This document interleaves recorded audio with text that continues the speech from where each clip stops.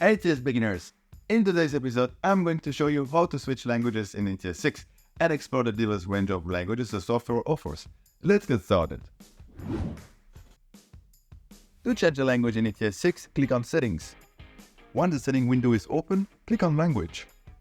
Click on the drop-down menu to explore the available languages. As you can see, ETS 6 offers multiple languages, making it accessible to users worldwide. You can choose the language that best suits your preference or native language.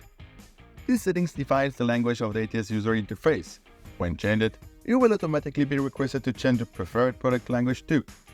The setting takes effect when ETS is closed and restarted. Preferred product language. This setting defines the language of the product data, properties, group objects, catalog entries, etc. This language may differ from the ETS user interface language. This could be the case if the product data is not available in the ETS user interface language. Languages options in ETS 6 are essential for users who may not be comfortable working in a foreign language.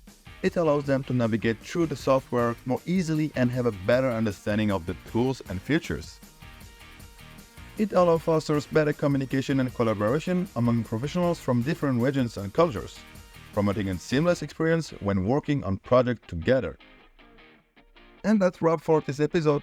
We hope now you have a clear understanding of how to change the language in ETS 6 and appreciate the variety of languages it offers.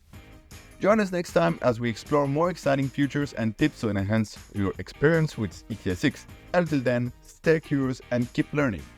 Thanks for watching and see you next time.